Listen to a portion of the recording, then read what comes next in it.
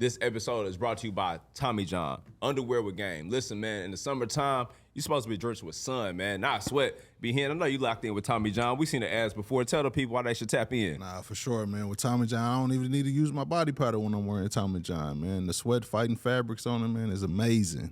Yeah, Tommy John also has a women collection, man, so you get you and your old lady right. Because he said if you get your old lady right, y'all can style it or whatever you want. But Tommy John just keeps me super cool. I'm not sweating. I'm a sweater. Y'all know me, man. We go anywhere, I'll be sweating, man. But for them to have me comfortable like this and I'm in my own skin and I'm vibing and I don't got to worry about my drawers being soaked, pleasure. Come on, man. The finest Suprema cotton, man. They got quality materials. Tommy John gets you right. You get something for the whole household. And listen, if you tap in, you use a promo code Club520. What they get off the first time when they use that B Hen? 25%. It don't matter because if you don't like them, you can send them back and you get your money back for sure. So you telling me you can wear your drawers and send them back if you don't like them? Yeah, if you're not happy with how they're feeling and how things is working out for you in those drawers, you can send them back. You'll get your money back, no questions asked. Well, listen, man, I doubt that even happens, man, because once you get them, you're going to tap in and end up buying some more, man. Make sure you use that promo code Club520 for 25% off of your first purchase, TommyJohn.com. New customers get 25% off. Double down on comfort with Tommy John and get 25% off your first order right now at TommyJohn.com/Club520. That's right, promo code Club520. Save 25% off your first order at TommyJohn.com. Wear your drawers.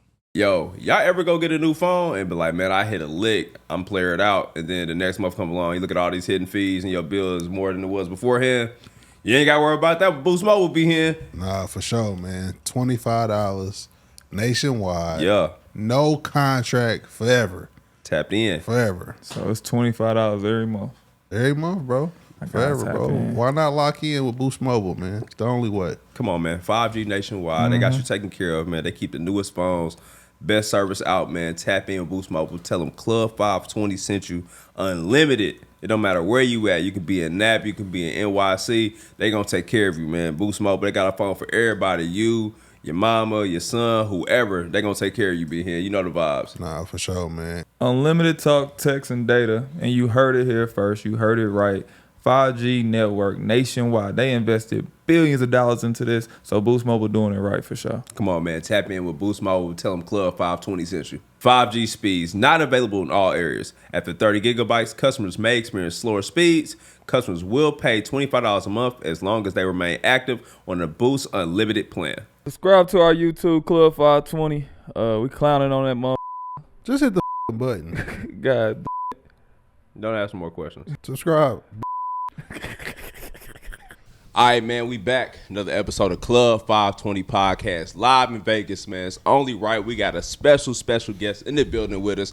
You know the vibes. We're gonna introduce him last. To my far left, we got my dog, Bishop B Hen out the Pearlies. How you what, Nasty? Cool and nasty. Let's get to it, baby. Got my dog in the building. Now listen, man, my dog Lito in the building, man. He poured us a shot. My boy B Hen, you know what I'm saying? I already started off with the Sprite. You good, gangster? Vegas getting the best of you? That shit didn't go down as easy as you planned. Motherfucker down Ortiz felt like I hit a cigarette. Don't put no sweat on their bread like that. That ain't the Newport, bro. I hit a square. No, it's good. It's good, though. Now, listen, my dog got a uniform, and normally, you know what I'm saying, he in the black forces with the white laces. Now, Matt, you done had some plays, you know what I'm saying, on that court. You definitely could have been first team all black. I got to get Matt a pair. Matt about 13, 14? 14. I got you, bro. You probably wear 13 and 14. I'm going to sign it. Put it behind his chair on the set.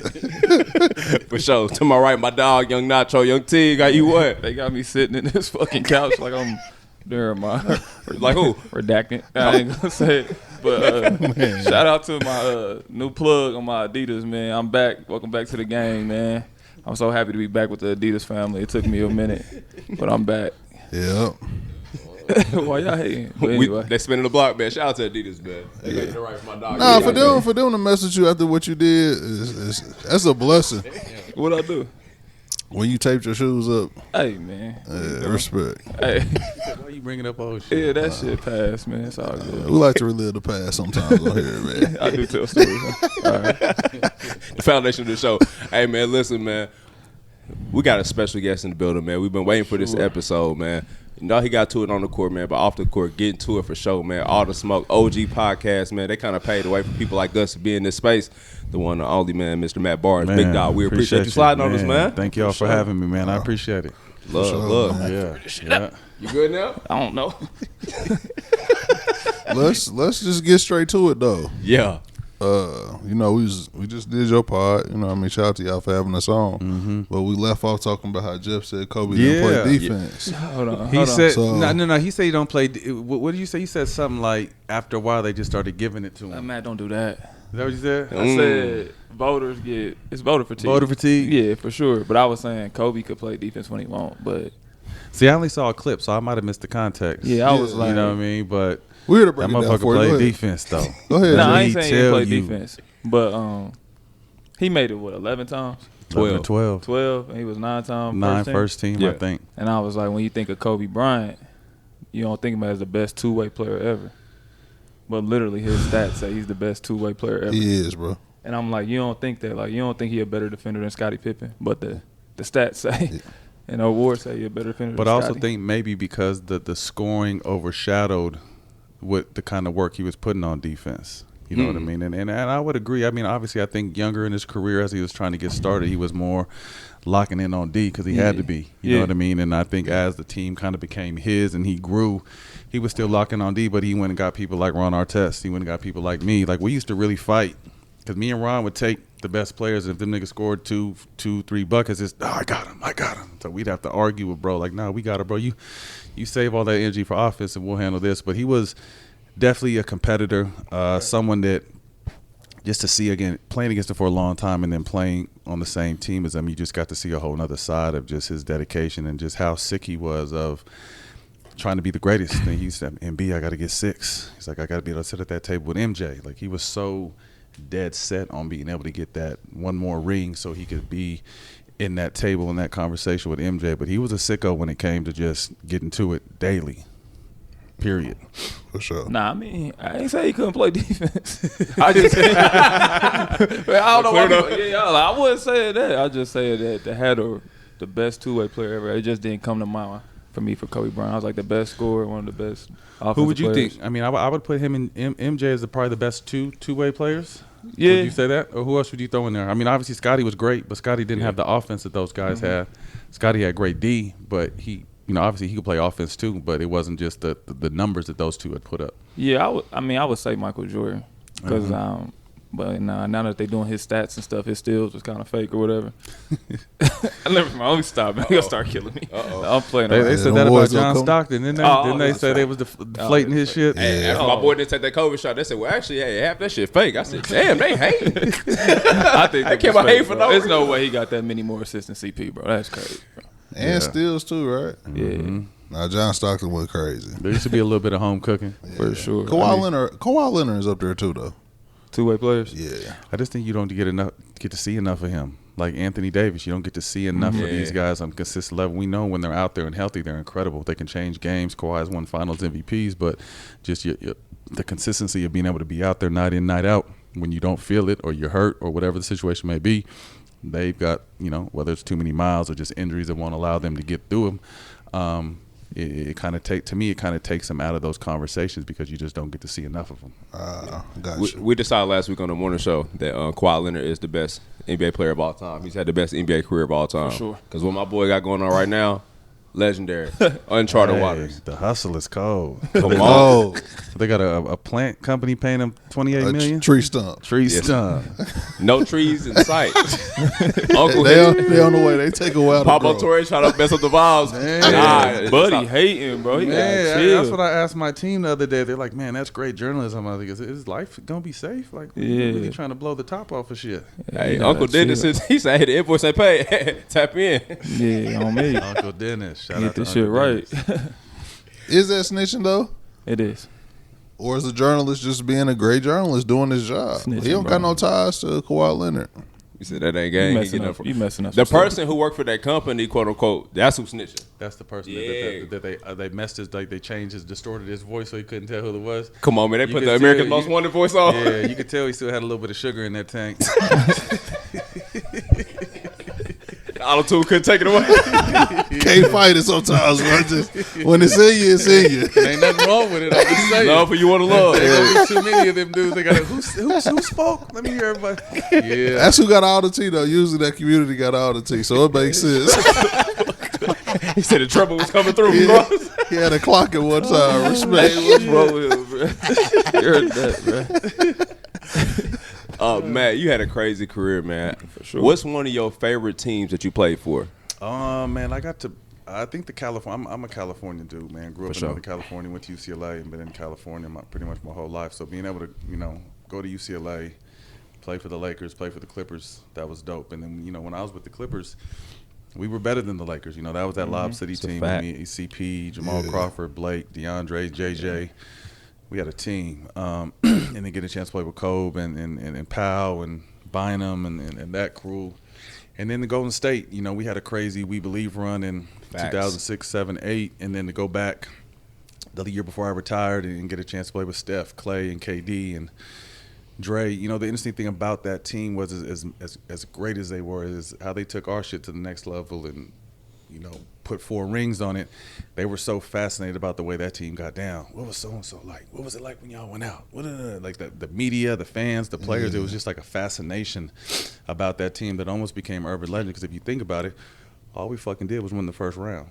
We lost in the second round, but how y'all did it, it's crazy how it, that just kind of the mystique and the aura that have grown from it. Yeah. But I'd probably say those 3 teams are probably my 3 favorite. Man, that We Believe shit was so culture. Like, yeah, it was. That was just culture. Like that means a lot to us. The BD dunk, AK-47. Come on, bro. Like that's history for us. That was a bunch of kind of misfits, so to speak. I was trying to make the league at the time. Jack had gotten some shootouts and some trouble in Indy, and he got shipped to our team. Barron was talented but injured. Jay Rich was there but hadn't really had no help. The way we were able to kind of just come together as a young Monte Ellis, fresh out of high school. Mississippi Bullet. And for us to kind of just bring it all together in the last, Jeff, the season really gets started after All-Star. So for us to put all that together after All-Star and win 16 out of 22 games to make the playoffs, it was a crazy run. How did you lock in on defense like that? When did you come into the league offensive mind? I kind of learned because I was a guard in high school. Then when I went to UCLA, we had back-to-back the #1 recruiting classes and super loaded with all McDonald's All-Americans and 5 stars. So to get on the court, I had to go down and play the power forward. And this is like when power forwards are really power forward. So I had to kind of learn how to move around down there. And then when I got to the league, I had to move back to guards because that's 2002. So that's when you're really in your position. 1, 2, and 3, and 4 were all very different. Right. You threw the ball on the post before you shot a 3. You got the rebound and threw it to the point guard so you could push to break the game, which is different. So it just kind of took me a minute to kind of readjust and find that. But I just knew I was a football player at heart, so just defense and physicality was something that I loved. But I, as I kind of started hanging my hat on it, I just felt like I had the greatest job in the world. Every single night I got to guard the best player on the other team. So that's Melo one night, Kobe, KD, Bron, Dwayne Wade, Paul Pierce, T-Mac, every single night I was guarding that person. So that's, obviously, you want to score 20 or 30, but I really kind of took that challenge of I know these guys are great scorers, but, I'm going to make them earn everything. Yeah. So that was just the mentality I went out there with. I feel like great defenders got the easiest job. From what standpoint? Because if you get killed, you get killed. Yeah, they're the best player in the league, but if you stop them, you look amazing. Surprised, yeah. And that was the thing. Jeff, you were someone that could play offense. It's really when you get to a certain level, defense makes a difference, but motherfuckers are so good. You just want to make shots for them at the end of the day. That's all you can do. Yeah. That's why I used to be like, I don't care about guarding my matchup. Put me on Kyrie. He gonna get 30 on everybody. But if I make him get 21, I'm like, damn, I did all right. Good job, made him work. But still, you ain't rolling. That's his journey. I never played, so I can't speak on that. Nah, but if you think about it, TJ McConnell, no disrespect to TJ, but he subbed in, he give me 30. You look crazy. Or Deladova. Yeah, shut the fuck up. Deladova gave you work? He had a good game. Did he? Is it true? He played with Bron, bro. We got both the tape, Louise. He probably had like 12. We know you didn't take defense serious, bro. I didn't. Respect. That was my kryptonite. You know that Klay game when Klay got 60 that was on, bro? Was it? Yeah. I did not guard him one possession. We talking about defense, bro. I didn't guard him not one. I didn't help. I didn't do anything. It's like highlights. What was it like? No help rules on Steph, right? No, you're not. I was guarding Steph. Or Klay. But what was it like seeing that and being in the, whether it was on you or not, like what was it like to just see a motherfucker that unconscious? Bro, I couldn't believe it because, like, we were only down like 14. So we like, when we in the game, and coach is like, well, somebody put a fucking hand up. Like, We are. They was like, yeah, he got 42. We was like, what the fuck? It's the second quarter.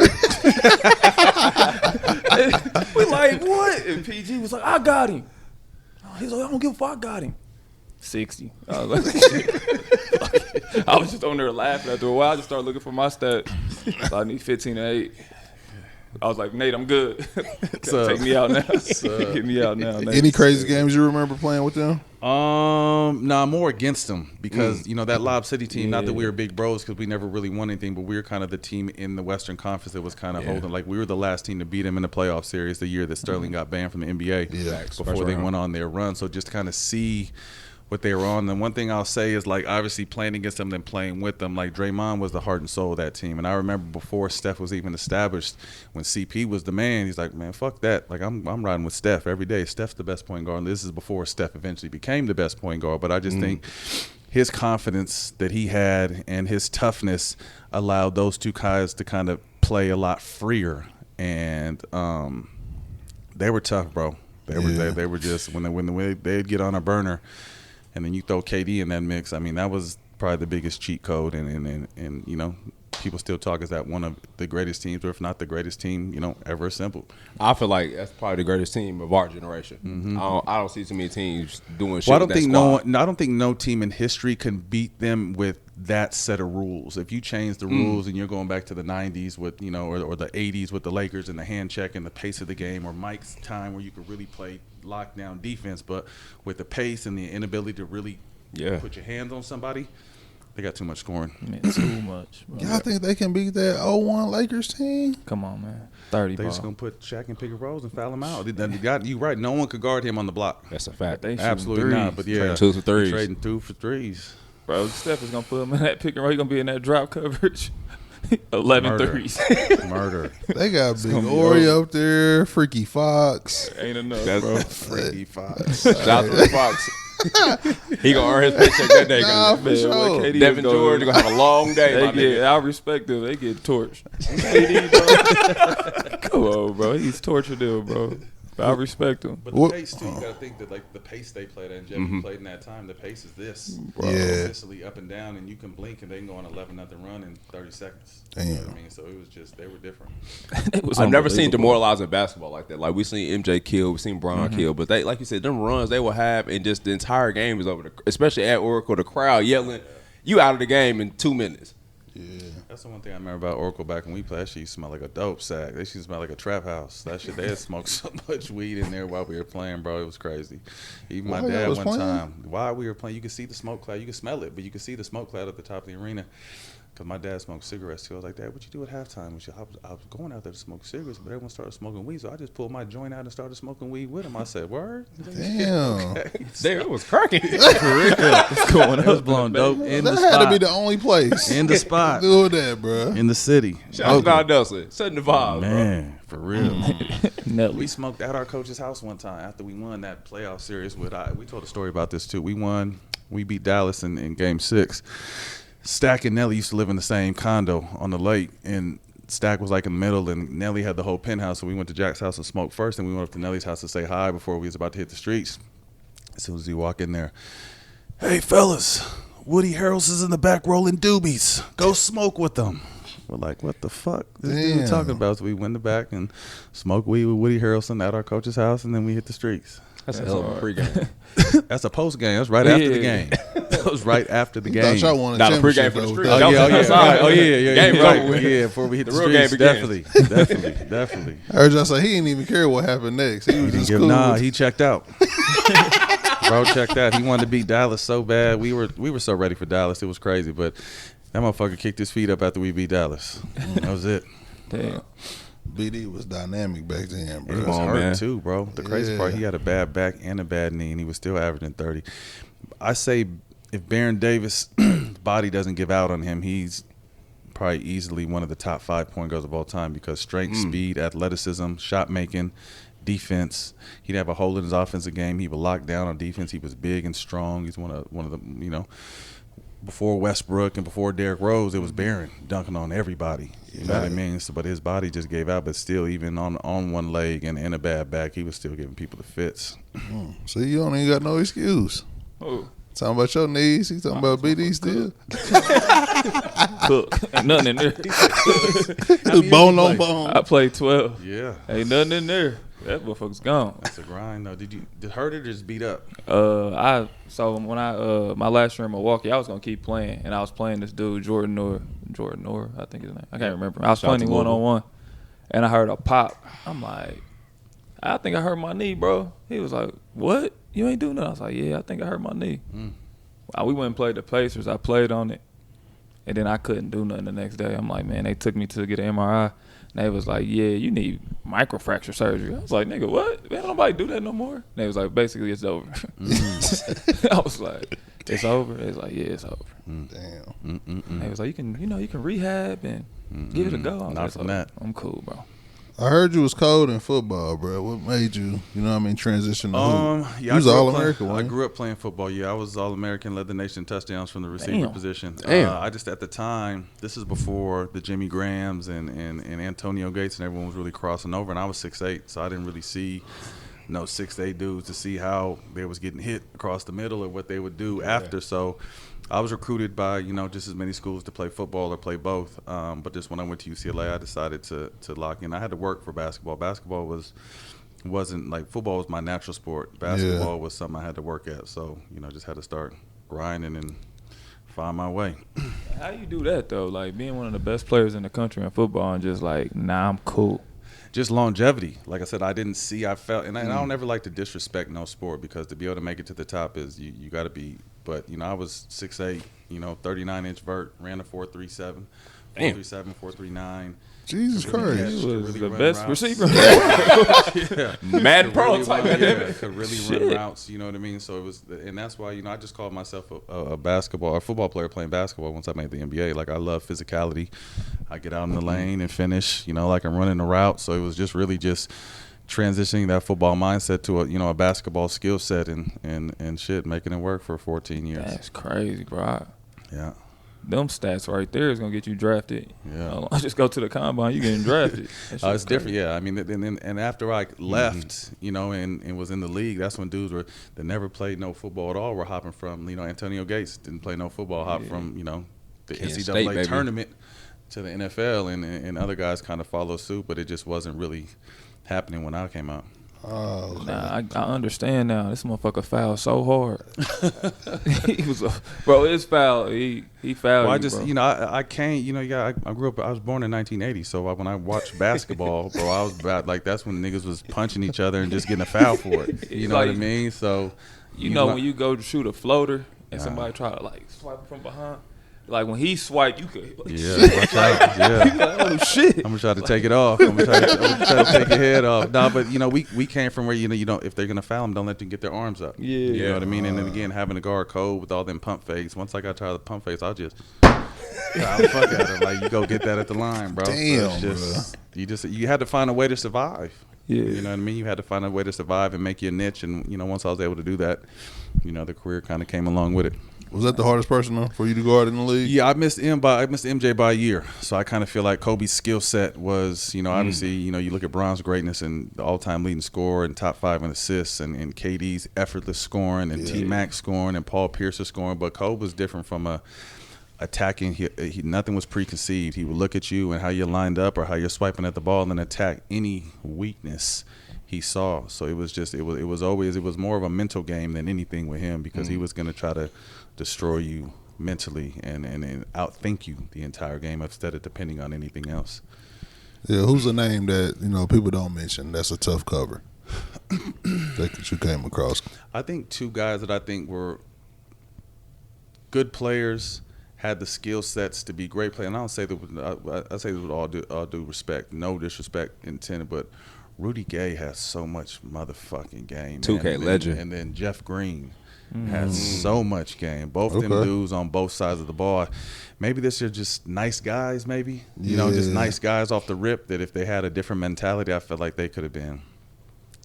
But God, I didn't really get a chance to see I was always guarding the number one. So I never get really a chance for someone off the bench to come and cook, or obviously played with and against Jamal Crawford and how great he was. But I was always guarding the one, so it wasn't really worried about nobody else. Because I had my hands full with the one. Nah, for sure. Man, you mentioned some killers right there for sure. I want to ask you this question. Obviously, you know what I'm saying, career's done. All the smoke productions, how does that come about? Oh, man, we was smoking at my house in the Bay. Me and Jack was smoking in my crib in Berkeley. And we were both, I had just finished maybe a year out, and Jack had finished 2 years before me. We were doing ESPN and Fox and enjoying it, good feedback. I was just like, I kind of felt at ESPN as Disney, and I've always been a habitual line stepper. I've never really fallen in line with the Disney protocol. So I was just thinking, although ESPN was great and I had a great time, there wasn't really who I was. So I was just like, let's do a podcast. He's like, what's a podcast? I was like, I don't know, but I know we could drink and smoke. He's like, I'm in. And then from there, I speak on a DeMarcus Cousins documentary, and the producer's like, hey, I heard you want to do a podcast. I was like, how you hear that? So I heard. He's like, I want you to meet my friend Brian Daly at Showtime. He's launching Showtime Digital. It's a basketball platform. I'm like, oh, I don't know what that is, but cool. He flew out from New York. We sat down at a hotel in Santa Monica. I pitched them the idea. Initially, they didn't want Jack. They just wanted me. And I'm just like, nah, I can't. If it's not us, it's not nothing. So we kind of went back and forth with that for a little bit. They said, fine. We launched this shit. We didn't really know what it was because, again, I probably think Knuckleheads was maybe 4 to 6 months before we came out. Yeah. No one really knew what this space was. There was no bar. There was no scouting report on what was going on. So we just came out, and the first season we got Sports Podcast of the Year. I mean, we knocked out all the Colin Cowherds and all the older white dudes that had kind of been dominating the space, and from there we were off and running. So we were there. I think we were at Showtime about 3.5, 4 years.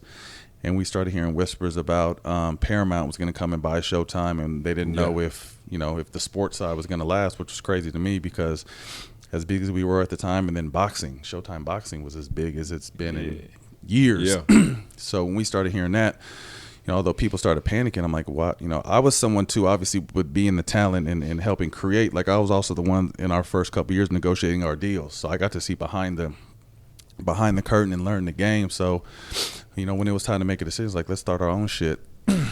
I launched the company, told Brian Daly at the time, he, was figuring out what was going on. I was like, once everything clears, you took a chance on us. We owe a lot to you. We got a position for you, me, Stack, and then our homeboy Jelani, and we launched this thing. And we went live as a company the beginning of last year and signed a big deal with DraftKings, and a little bit over a year and a half now we're vertical in basketball, boxing, MMA.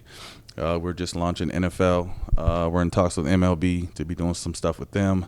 We're doing a political side, so it's just it kind of caught fire. We're doing docs and scripted series, so it went from a show to an entire company and like 35 employees in our own building now, and it got real. Yeah. You know what I mean? So we were able to flip a show into an entire company. So it's been a blessing, bro.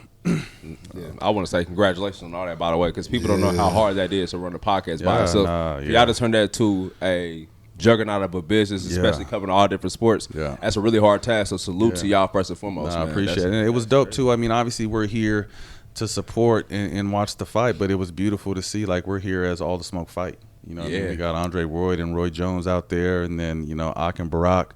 We got our fighting and morning combat, so we got our fighting side, and then me and Jack were kind of just in here, just to show face and talk a little bit of shit, but really this is us supporting the boxing side of our company, and it's crazy. You know what I mean? To think like a podcast of two dudes smoking weed, talking shit, turned into like this will be a couple $100 million company in the next few years. Yeah, no, that's $200 million, bro. Ain't that true? Did you always see yourself in some type of media form though after never the NBA? seen it, bro, to be honest with you. Like, my first job when I retired, because I invested well, so when we won the championship with the Warriors, I still had 2 years left on my deal. So when I decided to retire, I gave myself a 2-year window to kind of chill out and figure out what was next, and media was never on the page. My first real thing I was adamant was being the shield for current players smoking weed. So I was flying back and forth, meeting with the PA and meeting with the league about understanding this plant, studying this plant. You guys are pumping us full of these pills that are masking one thing and causing long-term effects, and you're killing people's career because we smoke. Like, you guys got to really start taking a look at that. So, we pushed that line for a couple of years, and, come bubble time, they stopped testing, and then, they haven't tested since. So that was kind of like my first mission as a former player myself, and shout out to Al Harrington, my dog over at Viola. Shout out to Al. Yeah, we were really just trying to push the line and waking the NBA up. So I like to think that we had a small part to do with that. And then, you know, a friend of mine just said, you know, you're so well spoken in your interviews, you should start doing media. But you got to think, like, my career caught the tail end or the beginning of social media, like with people really speaking up and kind of doing their own thing. Like we didn't have in 2002, you know, what the media said was it. So, you know, my generation, we didn't really fuck with the media. You know, there was obviously some people you respected and you were cool with, but there was a lot of people with hidden agendas and motives and with twist shit. So it was almost like talking to the cops. So I didn't really fuck with the media, but my friends just like, if you don't like it, help change it. Yeah, like, I can't change this shit. And there was obviously already athletes in the space, but I think when we were able to come in, show our face on the networks, but then cross over and go to this digital side and just start talking real shit, I didn't realize that we were inspiring everyone else to be like, damn, because we were both, I mean, obviously Jack could put the ball in the basket better than me, but we were role player journeymen. You know what I mean? So I felt like if we could do it, that would inspire anyone else to be able to do it. And I didn't think that it would have the following and the appreciation and then just almost the crowdedness of this space now. So, you know, we put our head down and went to work. Like that's in a small amount of time, you know what I'm saying? It's almost a niche situation. Now it's then become a standard that people then have to try. They feel like they have to tap into. What's the new way people get their media? You know what I mean? I was talking to, you know, Big Boy. I don't know if you guys are from that, but Big Boy, the radio dude, I did his show the other day, and he was just talking about how, you know, these companies used to pour into radio, and this is how they got there. But he's just like, the money's not there no more. The money's here. You know, although we're former athletes or whatever, like we're influencers for these brands, and they're ready to give, you know, whatever they feel you can bring back to them. You know what I mean? So it's just, it's a crazy open space. And I don't look at nobody whether it's basketball or sports in general, I don't look at no one as competition, because I feel like we all have our different journeys and experiences and ways to tell the stories that we have been through. That to me, it's more, I'm a fan now, so I'd much rather hear Jeff and y'all speak than, I don't give a fuck how good you are at your job. If you've never done it, like, there's some stuff you're going to miss and not understand. So I'd rather hear it as a fan. I want to hear from someone who did it. And I think that, you know, we were fortunate enough to inspire a lot of people to be like, hey, let's go really talk our shit and tell our stories and have fun. And once you get good at this, there's real money in this space, like real money in this space. So I was just like, man, you going to pay me basketball money to smoke weed and talk shit on TV? Fuck out here. And that's why some people all the time, as a journalist with a heavy journalism background, that's cool. I could watch basketball my entire life, love it, but there's nothing I'll speak y'all on, because y'all been in those situations, y'all been in those wars, y'all been in them trenches. That's experience that you can't speak on, and it means a lot. Yeah, there's some fools that play that don't know shit still. That's a fact too. But for the most part, there are guys that stand out for, you know, being able to articulate our thoughts, our feelings, and what we've been through. You know what I mean? And you know, you can call those guys out. And the one thing I just don't like, I'm just not a big fan of guys who played that talk the shit like they never played. Like, bro, you know how tough it is to go through what these dudes are going through, or what they did, or what's going on, and you act like you never been in that locker room, but the fucked up part is they're getting rewarded for it. You talk that reckless, crazy, disrespectful clickbait shit, and next thing you know, you're on more shows and you're getting more money. And I'm just like, y'all are falling for the bait. That was my one thing when I was with these networks, is I would never say anything I wouldn't say to somebody's face. You know, they would, oh, this is the take. I was like, no, it's not my take. Like, I'm not gonna say that. Like, this is what I'll bring out. This is how I'm gonna say it. But they always kind of wanted, because, you know, unfortunately, like, drama sells, disrespect sells, you know what I mean? And it's the more clicks. But to me, I'd rather get the clicks from just giving you some real shit or having an authentic conversation than trying to trick you into saying some dumb shit that's going to go viral. I agree. No, I agree with that. I mean, I don't really know if no athletes doing that. Y'all know more than me, but I feel like a lot of people. But I'm saying, just in general, even outside of athletes, people do go for that quick clickbait shit. Well, because it's hard not to. But to me, I don't think there's a ton of longevity in that, because when it comes to a time where you can't really just speak on the dumb shit, and you have to, like, speak to what you know, what are you going to do? That's true. That's true. You know, me and Matt can relate, man. He got a Jeff Teague championship. What's that? We were just on the team. Yeah, absolutely. No, I told my story. Like, my whole thing was too. So that year was crazy. So I was in SAC to start that year, and just thought, that's my hometown. I thought I was gonna, you know, I got a 3-year deal. They just got a new arena. Maybe help get this team to the playoffs. Like Ain't been to the playoffs a long time. Like, he was lighting the fuck out that beam. And then the funny part was that whole season, bro, I was like the boogie whisperer. Like anything about DeMarcus Cousins, from the owner to management to the coaches, go tell DeMarcus this. Fuck y'all don't want to tell him? Y'all scared? Like, but they was really tiptoeing around, bro. And that's my little big homie. And so I would kind of relay messages, and as we're getting towards, I want to say like heading towards All-Star break, we're maybe 2-3 games out of the 8th spot, thinking like, okay, let's make a cool little run and maybe make the playoffs. They trade this nigga while he's on the podium at All-Star. I remember that in New Orleans. Post game. And they were telling the whole time, no, you're good. You're not going nowhere. Make sure DeMarcus knows he's a king for life. And I'm in the snow smoking one, watching shit. Next thing I know, DeMarcus Cousins traded. And I was like, what the fuck? So, I called management and, we're going to start over. I'm like, this has been a start over franchise. What are we talking about? This is over. So, I was just like, I'm too old to start over. I'm 36 at the time. He's like, what do you want to do? I was like, I want to go to a good team. So, we worked my situation out, and I was able, and right at the same time, unfortunately, KD went down with a hyperextended knee, and I went from SAC to Golden State, and I was playing good. Like my first game, played 20, 25 minutes for that team. So I was consistently in the rotation. The game KD's out for like 2 months. The game KD comes back, the first game back, bro, I want to say I start off good too, hit my first 2 threes, and come down on someone's foot. And it's the worst sprained ankle of my career, like swollen, even has my legs swollen. I'm like, what the fuck? So by the time I'm feeling we're maybe about a week or 2 out from the playoffs. By the time I'm feeling halfway decent, we're already in the Western Conference Finals and haven't lost a game. So I'm just like, as a vet, I know how tight playoff rotations get, and you go with what's working. So they're not going to bring someone like me who's been hurt for this long and fuck up the flow of the game. So I just it was hard for me because I felt like I fought my whole career to be in that position. And before I was hurt, I was contributing to that team. Yeah. But once the playoff came and I was hurt, I just kind of turned into a fan and, help Draymond through some tough times, help Klay through some tough times. It was just kind of just a super vet for those guys. But yeah, like I didn't even so they had a special, I missed the ring ceremony the following year. So they had a special ring ceremony for me, but I got the ring. I got my son's rings, and then I put the ring in a room at the arena so I could watch the game. And then we bounced early, and I forgot about the ring. And I just wasn't really to the same. Like I don't count that. I didn't count that shit. You know what I mean? So next, your ring's here. I was like, oh, okay, I'll be. I wasn't even really living in the city at the time. I was in LA already. I was like, I'll find out a way to. I want to say they had that motherfucker for like 2.5 years, and then one day they surprised me on NBA Today on ESPN and brought, like, someone drove the ring from the Bay to LA and gave it to me. If not, that motherfucker probably still be in that room. I ain't do all that at Oracle Arena. I took mine. Where you got that motherfucker now? It's just sitting in the house. It's sitting in the house. That's how I didn't go to the ceremony. Yeah, it's just sitting in the house. Somebody drove up from Milwaukee to Indiana. Yeah, I just felt like I was courtside to watch one of the greatest teams, and the battles with Cleveland and seeing them boys firsthand. It was just I had great seats, and I didn't have to pay for them. Yeah, that's how I felt. I ain't going loud over there talking shit. Ooh, we cooked.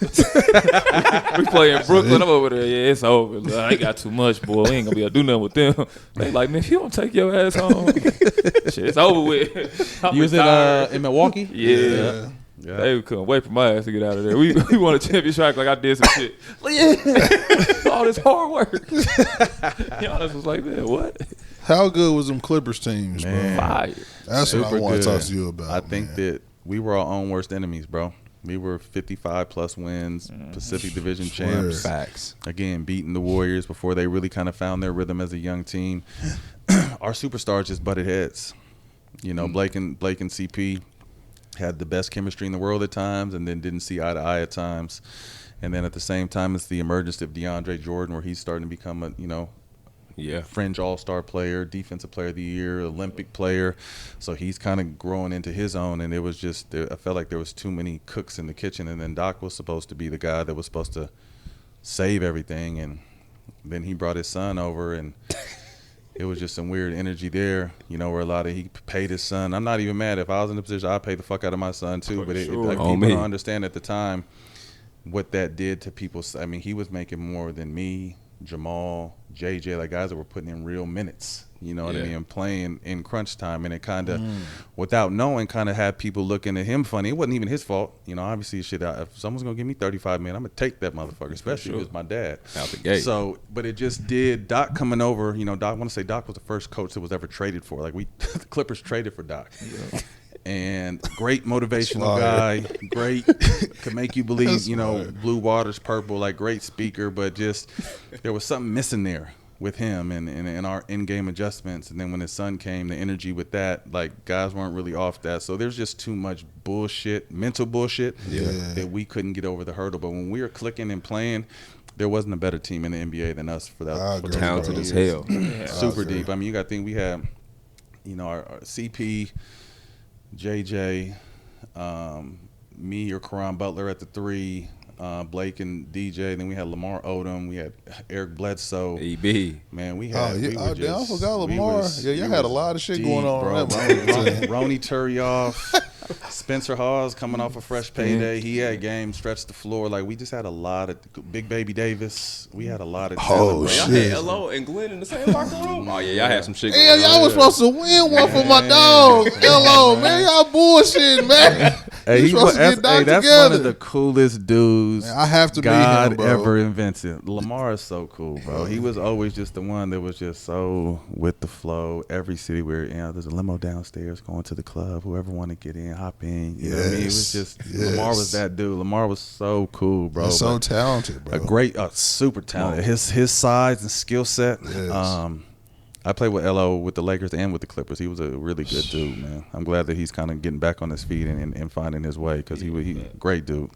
Yeah, I got to meet him. Yeah, we got to get the Foxway episode just for being that's mandatory. Yeah. We was talking about grills. Yeah, that's number one. Y'all got a lot to talk about. Yeah, that was your favorite player though. Yeah, LO was. LO was cold, bro. Come on, bro. LO was before his time. Yeah, bro. Yeah.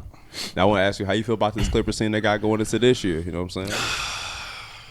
It's tough to say, man, because the West is so young. I felt like last season we saw kind of a passing of the torch, you know, and guys that I played with, you know, the Stephs and the KDs and the Brons, like it's coming to the end of their run, and these new young boys are hungry and skilled and can run all day and athletic. So, I mean, I just think the Clippers, you know, Ty Lue's one of the best minds in the game. Kawhi's availability is always a question. You know, if he's out there and playing, they got a chance, but you also got to think OKC's still young, and them boys just got paid. And I think Houston had a big offseason, being able to get a consistent score in KD. Yeah. Denver did well in gathering folks up.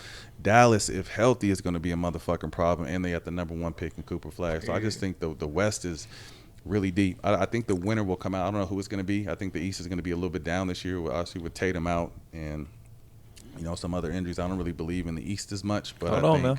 Yes, sir. Hold on now.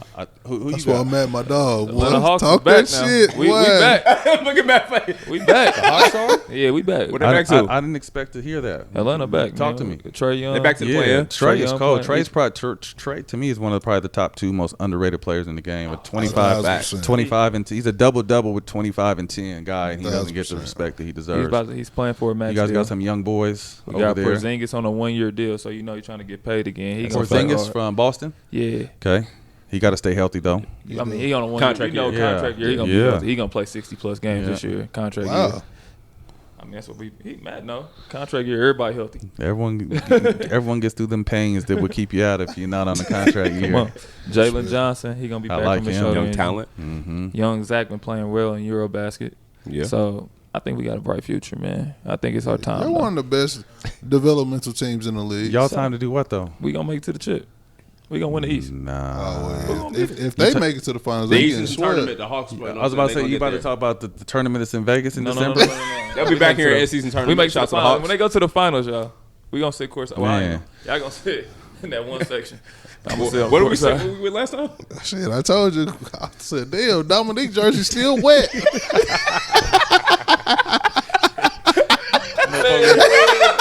had y'all.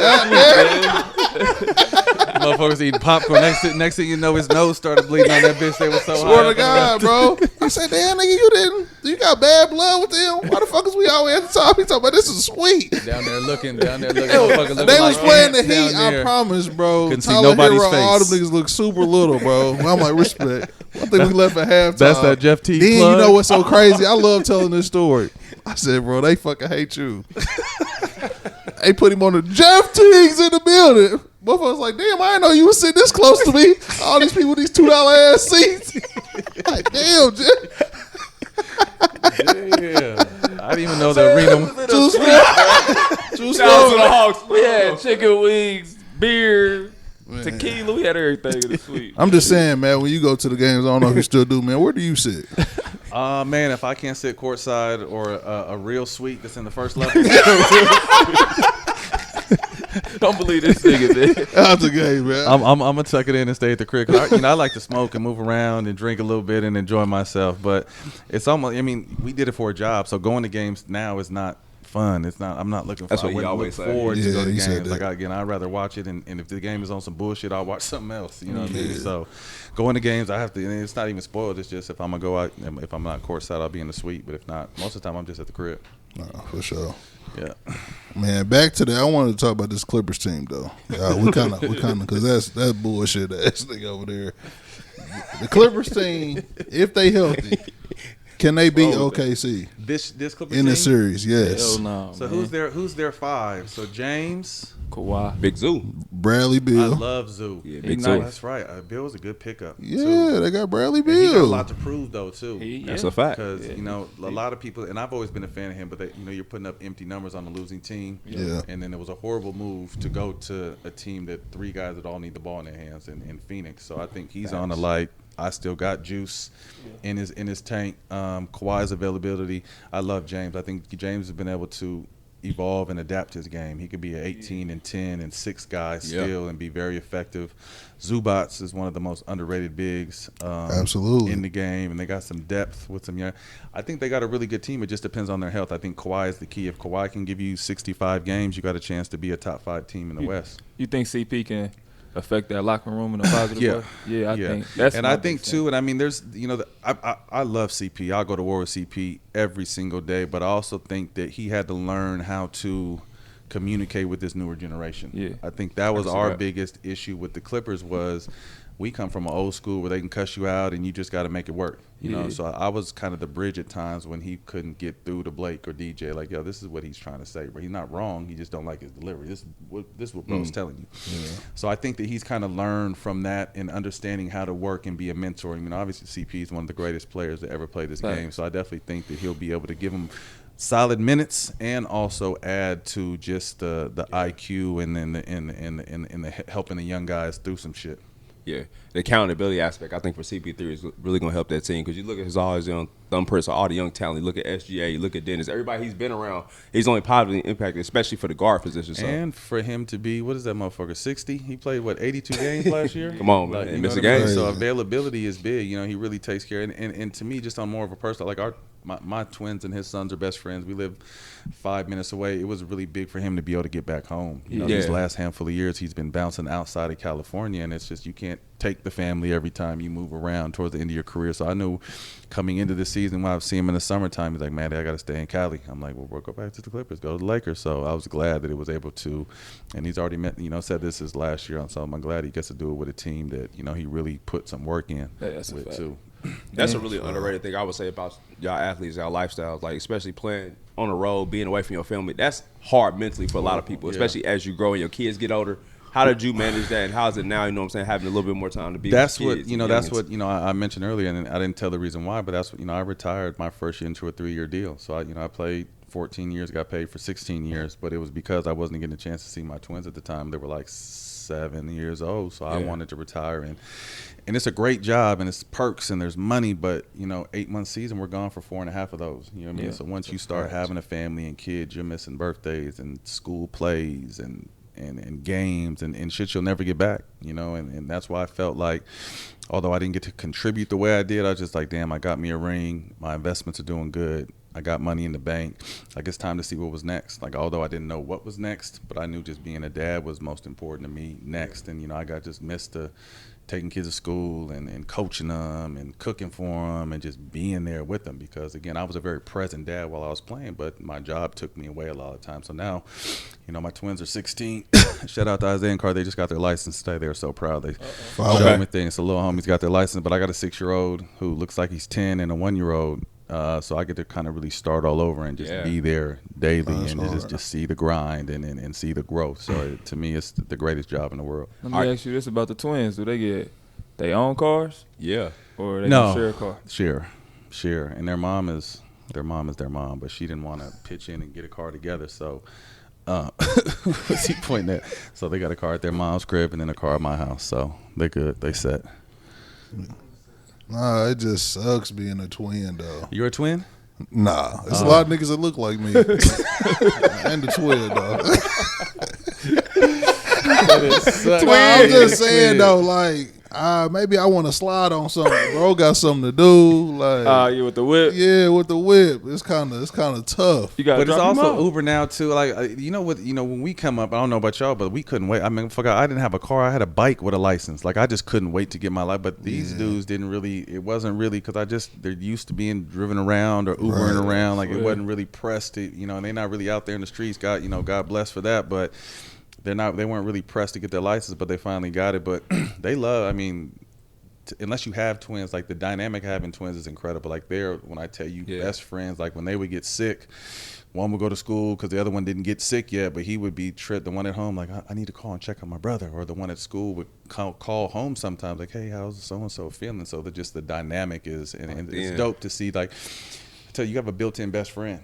You know what I mean? Every single day your dog is with you. And I kind of took that shit for granted because they were so easy growing up. Now that I got my 6-year-old, I got to do everything with that motherfucker. I got to play video games, swim, play basketball, play soccer, play baseball. Yeah. Well, I got the 1-year-old on my hip. I'm a single dad of 4. So it's just like I'm shaking and baking. But I'm like, God damn, I didn't have to do none of this shit with the twins. They had each other. But I had to, with Ashton, boy, that motherfucker got me running with the baby on my hip. So it's dope, but it's a lot, man. How you like coaching in that AAU crazy world, bro? I enjoy it because I'm teaching.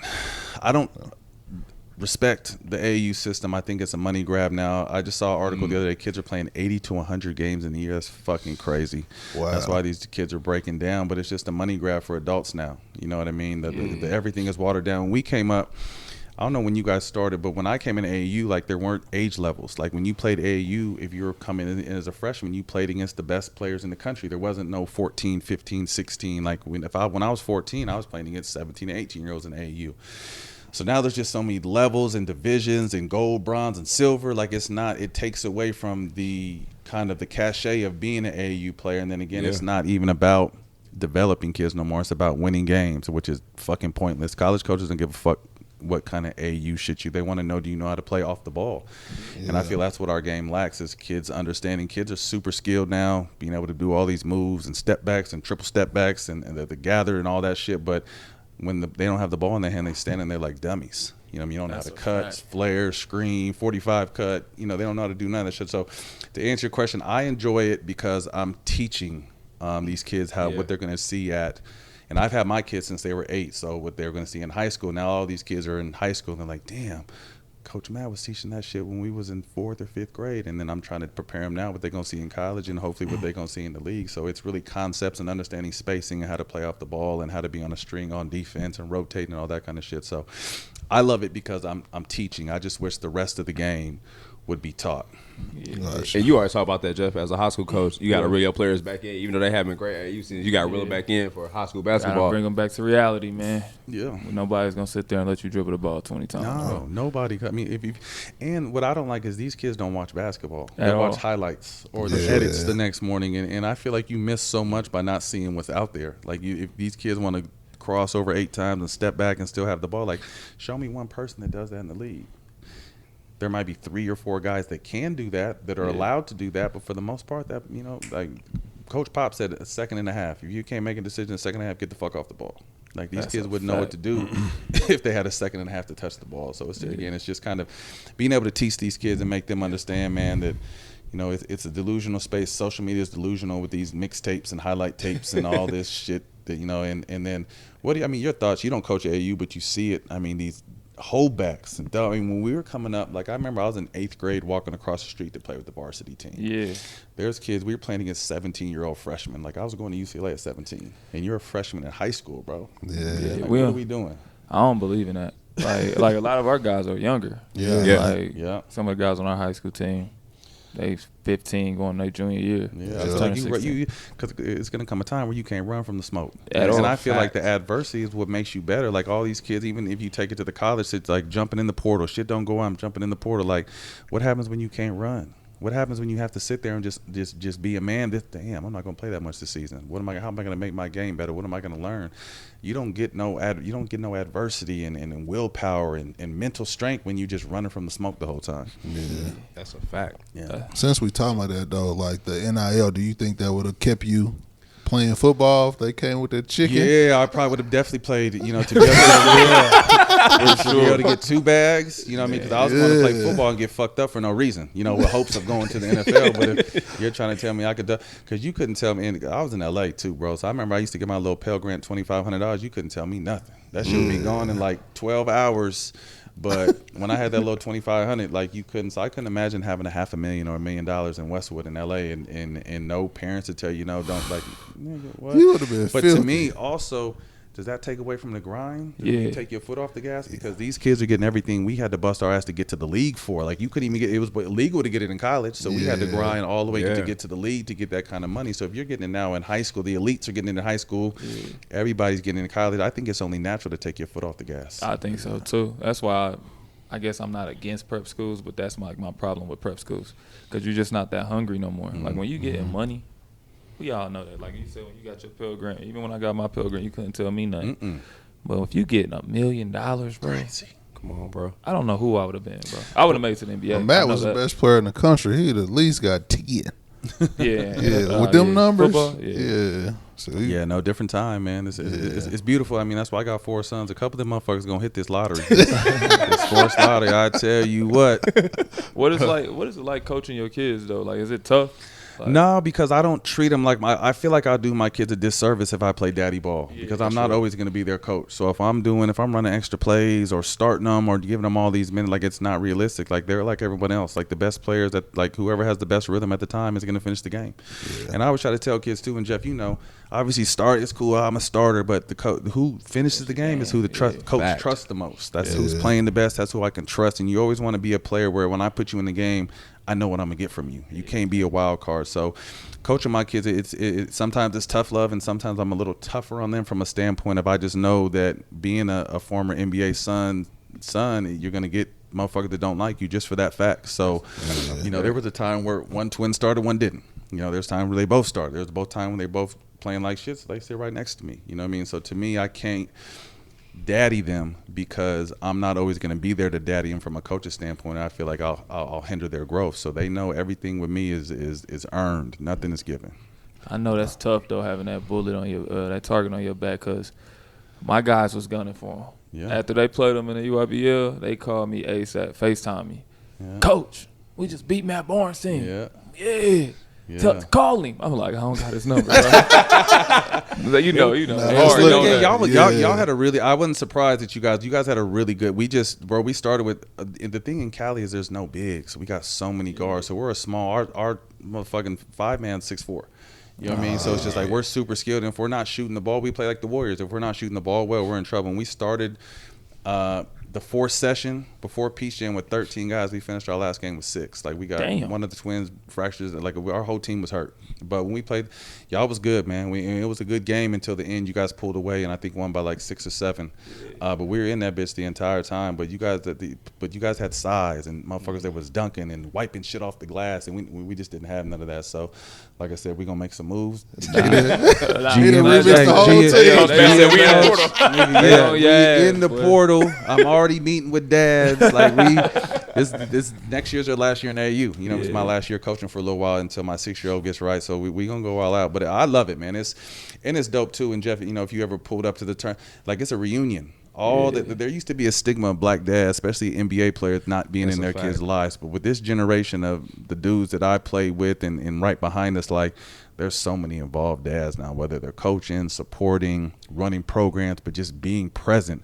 You'll see 25, 30 former players at any given tournament, and it's dope. After we're done playing, we go back and drink some, smoke some, chop it up, and just kick it. So it's almost like a reunion for us every time we travel out of state to these tournaments. Nah, that's dope. That is dope. You said something really interesting about the highlight factory, and I seen Adam Silver said this recently. He was just like, basically, the accessibility of some of these games. They was like, with all these networks and all things spread out, how can kids or people even support that team? He's like, we're a highlight network. So if you can't watch the game, catch the clips. It's like, all right, you want the product to be better, and now y'all telling these kids, catch it on Twitter. Like, where's the balance in that for the fan base? There's not. It's all the money grab now. That's why the game, the game's as global as it's ever been, but because there's just new ways to consume it. You know what I mean? Like, as far as that, it would be interesting to see like how many people, if they did a study, actually can even watch a half of game. A lot of people don't just sit there and watch games. One, because there's just so much other shit going on, other games, but it's just games are long and the season's long. You know what I mean? So you got to be a real fan to sit there and watch your team. And kids these days don't have the attention span to sit and watch games. I have to make the one thing during the playoffs. My twins, sit your motherfucking ass down, and we gonna watch. And they'll sit and watch the games with me, but I have to like tell them come watch the games, and then they'll be glad they did it. But if I don't tell them, they'll be playing video games or out shooting or doing whatever else. Dad, we'll catch that shit tomorrow. I'm like, what you mean tomorrow? Like, yeah, we can watch the highlights. I'm like, what the fuck about the rest of the game? The highlights are 2 minutes. The game was 48. What you mean? That's a fact. Now we on Roblox, Dad. You know what I'm saying? We'll tap in tomorrow. Nah, what are they on? They on 2K with Jeff with no draws on. Hey, did you see how fast our social team put that shit up? I said, y'all I wanted to send it to you. I said, that was crazy. That motherfucker said it, and that shit was on social media like 8 minutes later. I was getting DMs. I'm like, what the fuck is going on? We was getting on. I was on Twitter. They said, damn, y'all was on Auto Smoke. That's hard. I said, how the fuck y'all know? I just got off this one. We just walked off the stage. Bro. My wife texted me like, this shit never going in, huh? I was like, it's lit too, bro. When they did the park takeover, I said, this is nasty. The whole fives with no draws, that's out of pocket. The whole team had it? Whole squad. Team, bro. Y'all got to be team. They got to be uniforms. Crazy. Well, that's a nasty uniform. No, like I said, I'm glad we kind of just scratched the surface, but we definitely want to have you guys come out to LA. And you guys can shoot in our studio, but definitely sit down and do a real show with you guys. Because like I said, I don't watch a ton of podcasts, but I do like just your guys' energy is authentic, and you can feel it, and you guys can say shit to each other that other motherfuckers. Same with me and Jack. Like I could talk shit to Jack, he can talk shit to me that other motherfuckers can't say. You guys have that chemistry where you could talk shit about each other with each other. Yeah, you talk about me bad, bro. They do. You just see how this nigga do. This is how we met. Talking shit, bro. He told me, nigga. No, shout out to my brother Shelvin Mack. Shout out to Shelvin. He told me Shelvin Mack was better than me. Oh, to my face. That's not how we got together. That's how we met. So no, Thoughts on B Hen? No. He's stop fucking lying. How we meet? Listen, bro. Hey, let me get another shot. Toss that bottle. Yeah. It's a vibe today. My boy So Lino tell the came truth. through, gang. I had a Challenger, one of the only ones in the city with two, by the way. Back. That weak ass shit. Yeah, it's back 2010. We've been doing shit. So I pull up, you know what I mean? We used to go to this shit Music Mondays. And, you know, I had a shorty driving my shit. Yes, sir. We the crib. Yeah. We stayed in the hood. Damn, I was in the NBA doing that shit. Yeah, you was, I don't know. You was out of pocket. Yeah, you should have been in Music Monday. Shout to Don Pitts. Nah, I pulled up and he was just talking shit about my car because I guess I didn't have a souped up one.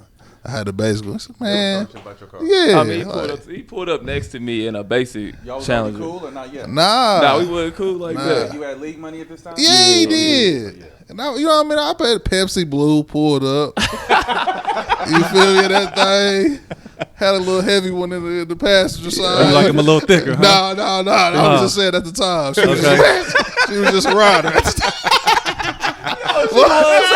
I ain't gonna say her name. That's gang. That's my nigga. I like thick ones. I ain't mad at you, bro. Yeah, she was more. She was above. Yeah, a lot of hill damage on the back of that motherfucker. A lot of hill damage. I think you had a Hellcat though. Yeah, I had a Hellcat. You had a basic, and you pulled up. I was like, "What the fuck this nigga doing?" And he got up. He opened the door like, "What up?" Nah, nigga, it's a difference. Put that baby shit up.